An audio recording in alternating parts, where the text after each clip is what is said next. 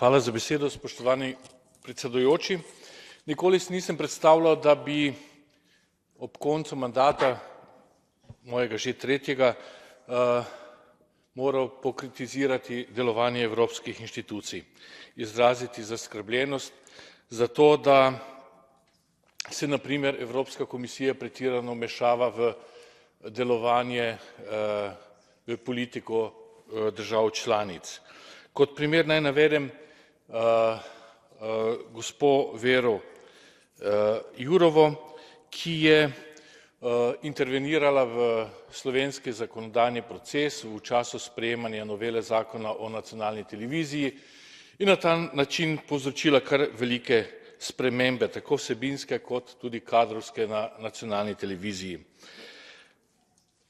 Ta problem očitno ne bomo mogli rešiti na ravni politike, ker se izteka tudi mandat, bom pa zato primoran iskati resnico in pravico tudi na Evropskem sodišču.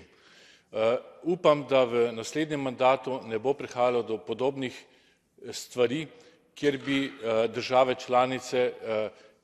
državam članicam kratile pravico do suverenosti. Hvala lepa za pozornost.